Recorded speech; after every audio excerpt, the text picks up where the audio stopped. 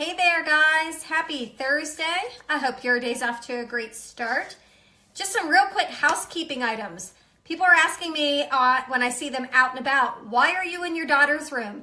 My office is under construction right now. It should be done next week. So this is the only place where I can really shut the door and be quiet. So that's why I'm in here. Second of all, please excuse my dress today. I am shooting another episode of Destination RVA this afternoon, and it requires gym wear. So if you're curious about where we're going to be taking you, make sure you head on over to that page, which is Destination RVA. We show off some common and not so common things here in Richmond. All right, let's get down to it. It is Thursday, so that means we are talking about sellers. Last week, we spoke about preparing your home for sale, and that was decluttering and getting your honey-do list into a honey-done list and what have you. So make sure you scroll on down when you're done with this and go back and catch that. But today, that brings us to your house is now pristine because you did all those things we talked about last week, and it's time to show off your listing. You've done the work, you've done the hard part, and now it's coming to fruition. So couple tips for showing your house when you get schedules, when you get requests for showings. So the very first thing is you have to be responsive and you have to be flexible. What do I mean by that? So as your agent, I will text you and I will say, hey, we have a showing request for tomorrow between 1 and 3. Good. I need you to be responsive right away because sometimes that text that I sent you is, hey, we got a showing request in about a half an hour. Is that okay? And so I need you to have your phone with you, and so you can say yes or no, and we can talk about it. And we need you to be flexible. It's very difficult to sell your house if you won't let agents in because your child is sleeping or because you're tired and you don't want to get up. We get one shot to make a great impression with buyers, and so you need to be responsive and flexible on showings. I promise you, the more flexible you are, the faster your house will sell, and that pain will be over. You won't have people coming in and out and having to get ready. And let's see, the next thing we need you to do is for a showing, you get that showing request. Before you walk out the door, give yourself about 15-20 minutes. Here's what you need to do. You need to make sure all of your surfaces are clean and free of clutter. So, I like to take Clorox wipes and have them underneath when I'm selling my own personal homes, have them underneath the countertop so I could just pull it out, wipe it down, make sure the dishes are in the dishwasher or put away is even better, but if they have to go in the dishwasher dirty, that's fine. Just make sure all your surfaces are clean. Make sure you remove the trash because I can tell you, stinky homes are not as attractive. They just aren't. It gives you a very bad first impression. The next thing you're going to want to do is make sure all of your beds are made, including your kids' beds, because how your house shows up on the day that someone is looking at it is how they're going to anticipate it showing up in an inspection. So it gives them the warm and fuzzies when it's nice and clean and organized. So make sure all the beds are clean, trash is removed. You want to turn on all of the lights, and I mean every light you can find. Microwave light, a hood light if you have a hood over your stove or what have you, the refrigerator light, every light that you can find, turn it on, open the blinds, unless, the only time I tell you not to open the blinds is if you're trying not to show that you have like huge power lines outside, maybe you want to just open the blinds but not pull them up. But light and bright is the name of the game. Light and bright shows things cleaner. It just gives a much more airy feeling, so make sure that it's light and bright. Here's a big one. You need to remove your valuables and some prescription medications for showings. It happens, guys. It doesn't happen often, but it does happen, and I would rather you just take your valuables with you and make sure you take, those big prescription medications with you. Throw them in the purse. Just get them with you when you go for a showing. It's just easier not to have it in there. No temptation is the way to go. Let's see what else. Pets. Okay. For those that know me, I have 3 dogs and a cat, 2 kids and a husband. It's a little crazy around here.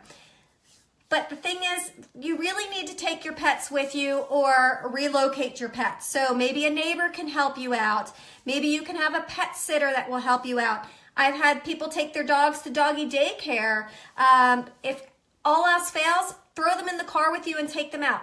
It's for your protection, to keep your pets, because I can't tell you how many times a cat will get outside and we're trying to chase it. And as careful as you are, those guys are fast. They can get out. So if you can relocate your pets, that is the best thing to do.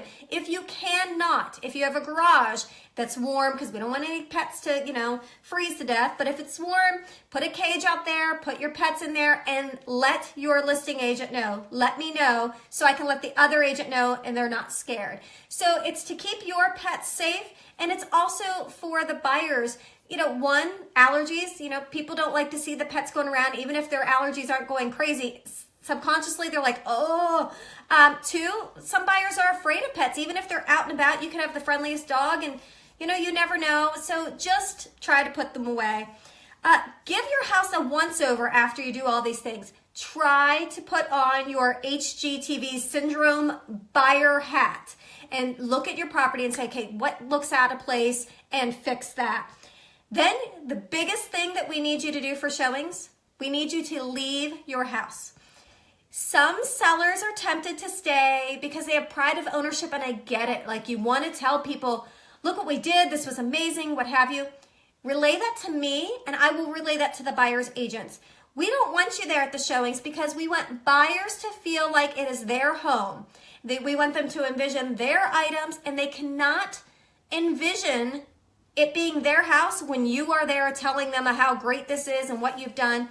Relay that to me as your listing agent, and I will relay all the wonderful things that you've done, but please vacate. And another reason you need to vacate, we don't want you accidentally giving away any negotiation power to a buyer. You might be like, oh, well, we've done this and that, and that will lower the value in their mind. Or you could say, oh, yeah, well, we already bought that home in Texas, and we have to leave by next week.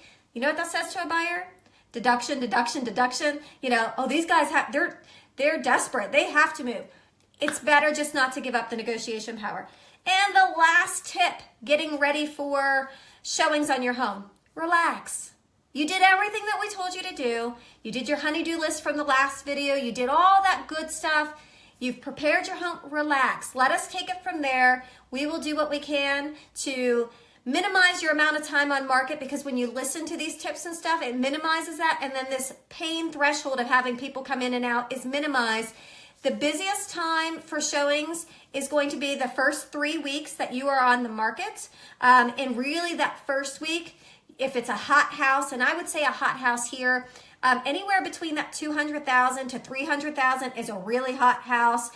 If you live in the city, the Fan, what have you, down in the city, we have a very, very low inventory. So that's a hot house. Most likely your traffic's going to be in that first week. But in general, the first 3 weeks is going to be your busiest time. So if we are flexible and we can get most people in during that hot time, the chances of you going under contract faster are greater.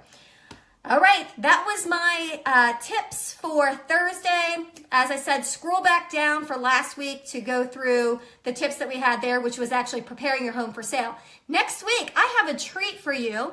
I'm going to have our very own Jonathan Miller from J Squared Home Staging. He's going to join me. We're going to be on here for about 10 minutes, and we are going to talk about staging your home for sale. Is it important? Why you should do it? The statistics of what happens when you stage your home versus when you don't. So that's going to be really great. That will be next Thursday, probably in the afternoon. I'm guessing somewhere around 3 o'clock.